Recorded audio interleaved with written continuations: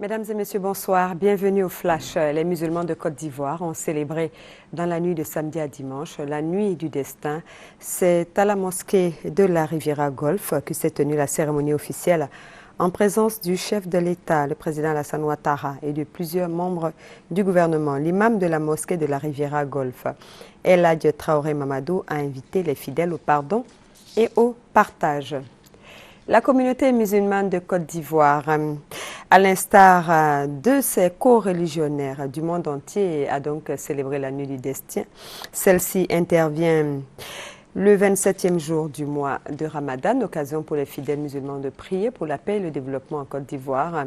Nous vous proposons l'ambiance qui a prévalu au cours de cette nuit à Bobo, à Djamé et à Yopougon avec Mamadou Kouassi. Après 26 jours de jeûne, d'intenses prières et d'actes d'adoration, voilà la nuit du cadre ou la nuit de la destinée. Une seule nuit qui équivaut à plus de 83 ans d'adoration à Allah. Personne n'a voulu rater cette occasion de voir ses péchés pardonnés et ses actes d'adoration agréés par le Tout-Puissant. Enfants, jeunes, vieux, ont tous pris d'assaut les différentes mosquées et autres lieux de prêche ouverts cette nuit.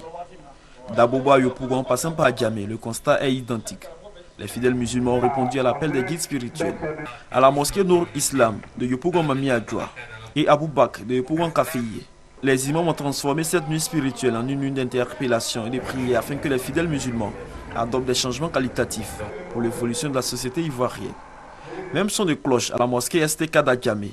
Ici, l'imam Kone Abdoulaye invite ses fidèles à l'apprentissage et à la pratique des recommandations du Saint-Coran. Venu spécialement du Mali pour prier avec ses talibés vivant en Côte d'Ivoire, Ahmad Tidiane Aïdara, fils de Al-Sherif Ousmane Aïdara, chef suprême d'Ansardine, a prié pour la paix en Côte d'Ivoire et au Mali pour la prospérité de la sous-région. Les fidèles musulmans de la cité Zublin du plateau d'Autuy ont été instruits sur l'éducation des enfants et aussi à la culture du pardon et de la paix. Même message à Abobo Bonko. Le conférencier interpelle les parents sur leur rôle dans l'édification de la société ivoirienne. Pour les guides religieux de cette communauté, il faut se maintenir en prière pour la paix et la réconciliation véritable en Côte d'Ivoire. L'association islamique Shamsun Zaman a passé toute la nuit en prière, en invocation, à la lecture du Saint-Coran et en exposé sur les valeurs spirituelles de cette nuit. Le cheikh et ses fidèles ont prié pour la paix et la réconciliation en Côte d'Ivoire. Au petit matin, chacun est reparti chez soi, espérant que ses péchés ont été pardonnés par Allah en attendant la fin du Ramadan. Le Premier ministre Daniel Kablan-Duncan était hier samedi à Bongouanou où il a pris part aux activités de la quinzaine du Moronou dont l'objectif est de regrouper les filles et les fils de cette région autour de l'idéal de développement. À cette occasion, le chef du gouvernement a honoré 65 acteurs de développement et 37 meilleurs élèves de la région. Cette distinction évolue par l'État de Côte d'Ivoire pour encourager le mérite de ceux des citoyens de cette région qui ont œuvré dans divers domaines. La radiodiffusion télévision ivoirienne, la RTI, vient de signer une convention de partenariat avec la radiodiffusion télévision du Burkina Faso.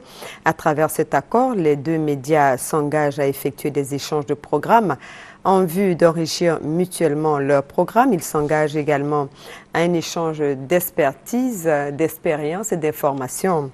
Cette cérémonie a eu lieu lors des festivités marquant l'ouverture de l'antenne régionale de la RTB à Gawa dans le sud-ouest du Burkina Faso et s'est déroulé en présence de plusieurs ministres burkinabés. À l'étranger, Robert Mugabe, âgé de 89 ans, au pouvoir depuis 33 ans déjà, crédité de 61% des voix dès le premier tour de la présidentielle au Zimbabwe, est déclaré donc vainqueur. Son parti, la ZANU-PF, obtient la majorité qualifiée de 2/3 à l'Assemblée nationale. Le parti du Premier ministre Morgan Tsvangirai, qui n'est crédité que de 34% des suffrages, crie à la fraude et promet de déposer des recours à l'étranger, pas très loin de nous, au Mali.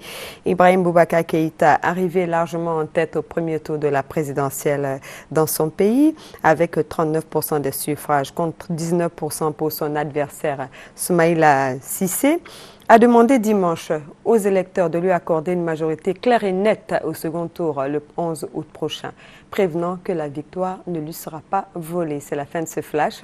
On se retrouve à 20 h pour la grande édition.